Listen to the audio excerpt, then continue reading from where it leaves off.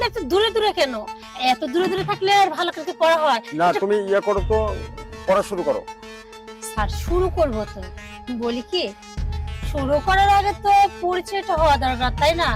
একটু পরিচয় হবো, দুজন দুজনকে চিনবো জানবো, তারপরে তো মন দিয়ে লেখাপড়া হবে। আমি শিক্ষক, তুমি ছাত্রী, এই তো পরিচয়।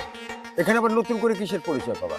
এই দেখেন স্যার, আপনি কেমন যেন ছাড় স্যার স্টাইলে কথা বলতেছেন। আমি বলি কি স্যার, আপনি যদি আমার সাথে ফ্রেন্ডলি মিশতে না পারেন তাহলে আমাকে ভালো করে লেখাপড়া কিভাবে করাবেন? আচ্ছা ঠিক আছে, আপনিই তাহলে দেখেন কোন জায়গা থেকে শুরু করবেন। বই খোলো তুমি এখানটা, বই খোলো। আচ্ছা খুলছি স্যার। হাত ধরো কেন? আমি তো বলছি তুমি খোলো, বই খোলো। আচ্ছা ঠিক আছে। অবশ্য স্যার আমি কিন্তু খুব একটা খারাপ মানুষ না। স্যার একটা কথা বলি, আপনাকে না আজকে অনেক সুন্দর লাগতেছে। আপনি একটু বয়সটা বেশি তা থেকে, তবে আপনি কিন্তু অনেক স্মার্ট। শোনো, তোমাকে আমি একটা কথা বলি। এখানে বসছো তুমি লেখাপড়া শেখার জন্য। আমি টিচার, তুমি ছাত্রী। ঠিক পড়ার টেবিলে বসে যেভাবে পড়তে হয়, শিক্ষকের কথা যেভাবে শুনতে হয়, সেই আচরণটা আমি তোমার কাছে দেখতে চাই। আপনি এমন করেন কেন স্যার? জানেন তো আপনি কি দেখলে না আমার ইচ্ছা করে আপনার দিকে শুধু তাকিয়ে থাকি। এই দেখেন না, আজ কয়টা দিন হয়ে গেল আমি তো ঠিক পড়াতে মনই বসাইতে পারতেছি না। অবশ্য সামনে যদি এত সুন্দর একটা ছাড় থাকে তাহলে কি পড়াতে মন বসে? আরে এত দূরে দূরে কি পড়া হয়? একটু আসেন না স্যার, একটু কাছে আসেন, পাশে আসেন, একটু হাতটা ধরেন, তাহলে তো আমার মনটা লেখাপড়ার দিকে যাবে নাকি? এই তুমি পড়বা নাকি? স্যার আপনি কি কোনো সমস্যা নাকি? আপনি সবসময় কেমন যেন দূরে দূরে থাকেন। আমার সমস্যা একটাই, তুমি ঠিক মতো পড়ো না। স্যার আমি তো পড়তেই চাই, কিন্তু এই যে আপনিই তো আমাকে পড়াতে পারেন না স্যার। সারাক্ষণ এত দূরে দূরে থাকতে কি পড়া হয়? আমি বলি কি স্যার, এইভাবে সব সময় কাছাকাছি পাশাপাশি থাকবেন, তাহলে দেখবেন স্যার আমি ঠিক খুব মনোযোগ দিয়ে পড়বো না স্যার। তুমি পড়ো তো, তুমি পড়ো। আচ্ছা পড়ছি, সরে আসেন না স্যার। এই যে পড়ছি স্যার, এইটা কি জন্য হবে স্যার? ও স্যার, এই যে যে এইটা এই যে বলছিলাম কি, এইটা কি হবে স্যার? আমি না ঠিক এই জায়গা বুঝতেছি না, আমার একটু বুঝাই দেন না স্যার। না দেখি, ছাড়ো তো। আরে কি হলো স্যার, বুঝাই দেন না। না শোনো, আজকে আমি আর পড়াবো না। মানে কি? তুমি একা একা বসে পড়ো, আমি কালকে পড়াবো। আরে স্যার শোনেন না। না তুমি ছাড়ো। এত তাড়াতাড়ি পড়া শেষ করবেন স্যার? আর 10টা মিনিট। যা চলে গেল, ভালো লাগবে না কিছু। বুঝতে পারছি এই ছাড় দিয়ে না কোনো কাজ হবে না। সে তো আমার ভাষাই বোঝে না। এক কাজ করি, বাবাকে যেয়ে বলি এই ছাড়টা চেঞ্জ করতে। একটা ইয়াং সুন্দর দেখে একটা ছাড় দরকার, সে আমার মনের ভাষাটা বুঝবে।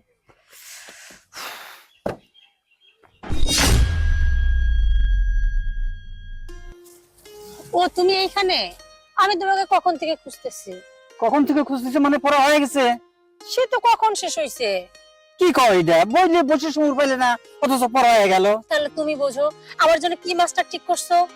তুমি এমন একটা সার্চ জোগাড় করছো না, বই খুলতে না খুলতে তার ফোন আসা শুরু করলো।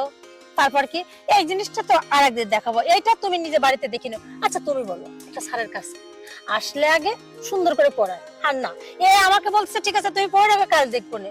আধা ঘন্টা নয় পড়াতে চলে গেল। কও কি তুমি? আমি কত বললাম যে স্যার 1 ঘন্টা করে সব স্যার পড়ায়, আপনি আর 10টা মিনিট পড়া যান না, আমার কথা শুনলো না, হুড় করে চলে গেল। আব্বা জানো তো এই স্যারের মাথার ভিতরে না কিচ্ছু নেই। আরে মুরব্বি বানের বয়স হয়ে গেছে না, এখন তো দেখুন ঠিকভাবে মনে রাখতে পারে না। উনি যেভাবে অঙ্ক ইংলিশের বই করলো তাতে মনে হলো উনি কিছু জানেই না, নামে শুধুমাত্র স্যার। আমি বলি কি এই স্যারকে বাদ দিয়ে দাও, দিয়ে একটা ইয়াং স্যার নিয়ে আসো। তুমি বোঝো না উঠতে বয়সে ছেলে পেলে মাথা ভালো থাকে। তা বুঝলাম মা, এখন তো ভালো সওয়াল ফল পাওয়া খুবই কঠিন। তুমি আমার ইয়ং একটা মেয়ে, আমি ইয়ং সওয়াল ফল এনে পড়া দিয়ে আমার কি মন ভালো থাকবে? তো আব্বা আমি তো পড়বো, আমি কি প্রেম করতে যাবো নাকি? আর সে তো আমার স্যার, ইয়াং হলে তাতে কি হয়েছে? আমার তো দরকার ভালো করে লেখাপড়া। আচ্ছা ঠিক আছে ঠিক আছে, তুমি যখন করছো আমি খুঁজে দেখবো না, আপাতত কয়েকটা দিন পরও এই মাসটা যাক, ঠিক আছে? আচ্ছা ঠিক আছে, শুধু শুধু তুমি এই মাসটা রাখা মানে টাকা খরচ করবা।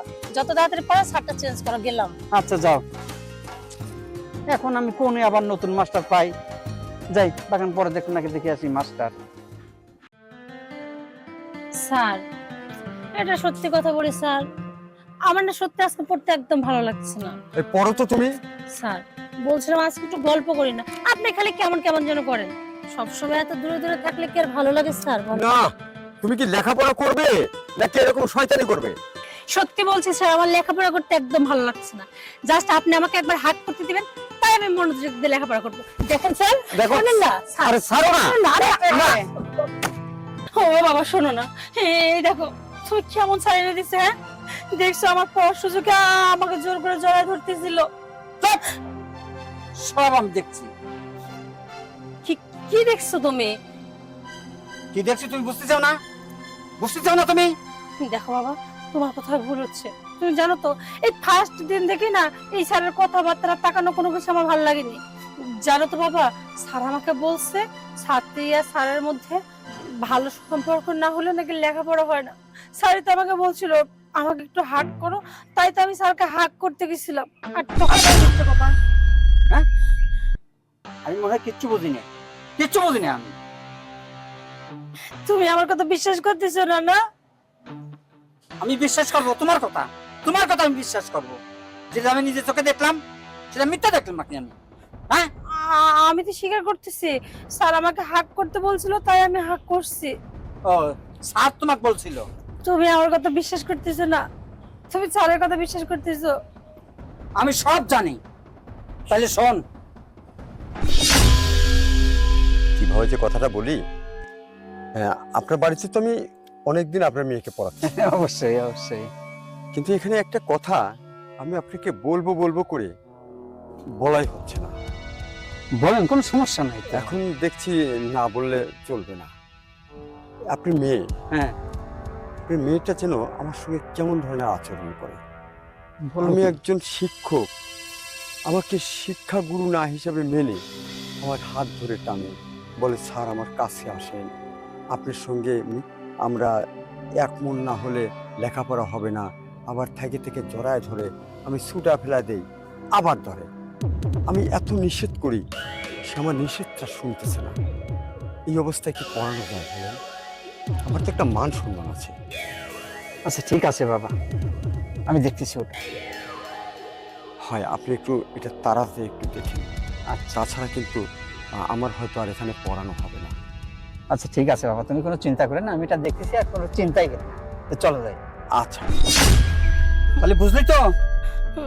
বাবা আমার ভুল হয়ে গেছে, বিশ্বাস করে বাবা আমি ভুল করে ফেলছি, তুমি আমারে ক্ষমা করে দাও। আমার কাছে ক্ষমা চাই লাভ নেই, তোর স্যারের কাছে ক্ষমা চা। স্যার আসলে আমি ছাত্রী হিসেবে যেটা করছি সেটা একদম ঠিক হয়নি, আপনি আমাকে ক্ষমা করে দিয়ে। আচ্ছা ঠিক আছে। আচ্ছা তুমি কি জানো শিক্ষক মানে কি? শিক্ষক হচ্ছে গুরুজন, পিতামাতার পরেই কিন্তু শিক্ষকের স্থান, যার কারণে শিক্ষককে সম্মান দিতে হয়, তার ইজ্জত রক্ষা করতে হয়। শিক্ষক যেটা বলে সেগুলো ফলো করতে হয়।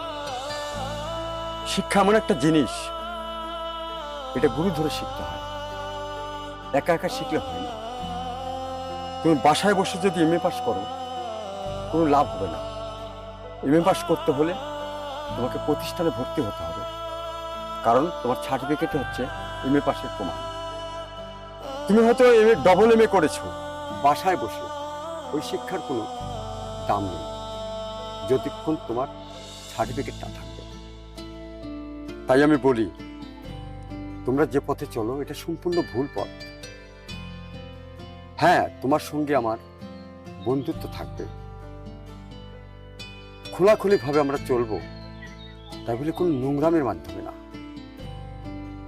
তোমাকে আমি দোষ খুব একটা পুরোপুরি দিতে পারছি না, কারণ তোমার উঠতি বয়স, এটা তোমাদের বয়সের কারণে হয়েছে। কিন্তু এই বয়সে তোমাদেরকে যে শিক্ষাগুলো দেওয়া দরকার সেটা কিন্তু আমি শিক্ষক হয়ে তোমাদের দিতে পারবো না। আমি তোমাকে পাঠ্যপুস্তক শিক্ষা দিতে পারবো, আর তোমার আনুষঙ্গিক যে শিক্ষাগুলো আছে সেগুলি তোমার বাবা মা তোমাদেরকে দেবে এবং বাসায় দেবে। তারা যে নির্দেশনা দেবে সেই নির্দেশনা মোতাবেক তোমাদের চলতে হবে। এই যে তুমি আমার সঙ্গে যে আচরণটা করেছো এটা কোনো ভদ্র আচরণ বলো? এটা কিন্তু কোনো ভদ্র আচরণ না, কোনো শিক্ষিত মানুষের আচরণ না, কোনো জ্ঞানী মানুষের আচরণ না। এগুলো কিন্তু কারোর বিবেকে ঠাঁই দেবে না, বিবেককে লাড়া দিয়ে উঠবে। কারণ আচার আচরণটা মানুষ নিজের চোখে দেখে। মানুষ দেখলে কি বলবে বলো? আমি শিক্ষক, তোমাকে শিক্ষা দিতে এসেছি। তুমি আমার সঙ্গে এই জিনিসটা যদি করো, এই আচরণগুলি যদি করো, একটা মানুষ যদি জানে, তোমাকেও খারাপ বলবে, সঙ্গে কিন্তু আমাকেও খারাপ বলবে। তার কারণ আমি শিক্ষক, আমার একটা ইজ্জত আছে, সবাই আমাদেরকে সম্মান দেয়, কারণ আমাদেরকে বলে আমরা নাকি জাতির মেরুদণ্ড। আসলে শিক্ষক জাতির মেরুদণ্ড, কিন্তু সেই মেরুদণ্ডের হার তোমাদের মতো মেয়েরা কিন্তু ভেঙে দেয়। হ্যাঁ, আমি বলছি না যে সব মেয়ে খারাপ, সব শিক্ষক ভালো, আমি এটাও বলছি না। শিক্ষকদের মধ্যেও কিছু শিক্ষক আছে যারা নোংরামিটাকে পছন্দ করে, তাদের কাছে শিক্ষা না নেওয়াটাই ভালো। আবার কিছু মেয়ে আছে যারা শিক্ষকদের সম্মান দিতে জানে না, তাদেরকে শিক্ষা না দেওয়াটাই ভালো। আমি বলি কি, যে ভুলটা তুমি করেছো নিজেকে শুধরে নাও, এমন ভুল আর কখনো করবে না। বাবাজি, আসলে আমার মেয়ের হয়ে আমি আপনার কাছে ক্ষমা চাচ্ছি। কারণ ওর মাটা মারা যাওয়ার পর আমি খুব আদর যত্ন করে ওকে আমি মানুষ করেছি। মনে করছি ওকে লেখাপড়া শিখে একটা ভালো ভদ্র ছেলের সাথে বিয়ে দিতে পারলেই আমি বেঁচে যাই। কিন্তু মেয়েটাকে একটু উশৃঙ্খল, যার কারণে আমি বাপ হয়ে খুব একটা শাসনও করতে পারি না। আর জানেন তো, যে বাড়িতে মা না থাকে মেয়েরা সে বাড়িতে তত শাসন হয় না। বাপ তো শুধু ওদের আদর যত্ন করে, আমিও ঠিক তাই করছি। আর আপনার মতো স্যার আমি খুঁজে খুঁজে বাইর করছি যাতে আমার মেয়েটা আপনার কাছে ভালো করে লেখাপড়া শেখে।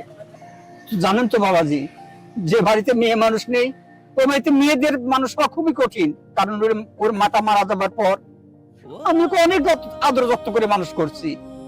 আমি জানি না যে ওর একটা মুশৃঙ্খল হবে। আর তোমাকে বলছি আমি, ভালো হয়ে যাও। আমি জানি না যে তুমি এত খারাপ হয়ে যাও। আমি নিজে চোখে না দেখলে তো আমি মাস্টারে কি দোষ দিয়ে বসতাম। স্যার, আপনি কিছু মনে করবেন না। আচ্ছা ঠিক আছে মুরব্বী, আমি বলি কি, আমি পাঠ্যপুস্তক শিক্ষা দেবো ঠিক আছে, পাশাপাশি বাসায় আপনিও একটু মেয়েকে কাছে বসিয়ে কিছুটা ভালো জ্ঞানগুলো দিবেন। ঠিক আছে বাবাজি, আপনি যখন বললেন আমি আর আমার চোখ থেকে ওকে ফাঁক যাইতে দেবো না। সবসময় আমি চোখে চোখে রাখবো। আর কিন্তু আপনি মন খারাপ করবেন না, আপনি নিয়মিত ডেলি এসে ওকে লেখাপড়া শিখে। আচ্ছা ঠিক আছে। কি মা, ঠিক আছে তো? স্যারের কাছে মাপ চাই নাও। ঠিকই বলছো স্যার, আসলে আমি বুঝতে পারিনি আমার এই আচরণের জন্য আমার বাবাকে এতটা ছোট হতে হবে। যদি সেই জিনিসটা আগে বুঝতাম তাহলে কখনো আমি আপনার সাথে বেয়াদবি করতাম না। আপনার কাছে ক্ষমা চাওয়ার মতো মুখটা আমার নেই। আসলে আমি এতটা একটা খারাপ মেয়ে যে একটা স্যারের সাথে ভালো আচরণ করব কিনা তার সাথে আমি এত জঘন্য আচরণ করছি। আপনার মেয়ে মনে করে আপনি আমারে ক্ষমা করে দিন। কিন্তু বিশ্বাস করেন স্যার, শুধু আপনাকে না, আজকের পর থেকে আমি আমার সকল শিক্ষককে সম্মান করব। শুধু তাই না, আমি কারোর সঙ্গে আর এই ধরনের বেয়াদবি আচরণ করব না। আমি এমন কোনো কাজ করব না যেন আমার বাবার মাথা নিচু হয়ে যায়। কারণ আমার মা মরে যাওয়ার পর থেকে আমার বাবাই আমাকে বড় করছে। তাই যতদিন বেঁচে থাকবো বাবার সম্মানের কথা চিন্তা করে আমি মন দিয়ে লেখাপড়া করবো। দেখো বাবা, আমি একদিন ঠিক মানুষের মতো মানুষ হব। স্যার, এইবারের মতো মাফ করে আপনি আমাকে আবার প্রাইভেটটা পড়েন না স্যার। ঠিক আছে, তুমি যখন নিজে অনুতপ্ত, আমি তোমাকে ক্ষমা করে দিয়েছি। আমিও চাই তুমি মানুষের মতো মানুষ হয়ে গড়ে ওঠো। সত্যি স্যার, আপনাদের দোয়া থাকলে আমি ঠিক পারবো। দেখেন, আমি একদিন ঠিক মানুষের মতো মানুষ হব। স্যার, বলছিলাম কি, আজকে তো আর পড়াটা হলো না, কালকে থেকে আমরা ঠিকভাবে পড়বো। কালকের থেকে তুমি সকাল সকাল রেডি হয়ে থাকবে, আমি টাইম মতো চলে আসবো। স্যার, যাওয়ার আগে একটু বসেন না, আপনি আর বাবা গল্প করেন, আমি 2 কাপ চা বানিয়ে নিয়ে আসি। হ্যাঁ মা, এই কথাটাই আমি বলতে চাই। আর আমি বলি কি, চাটা আমরা এখানে না খেয়ে হ্যাঁ হ্যাঁ চলেন ঘরে ফ্যানের নিচে বসে ওই হ্যাঁ। গরমের সময় চাটা খেলে খুব ভালো লাগবে। সব যেতে ভালো হবে। চলো মা, আচ্ছা চলো।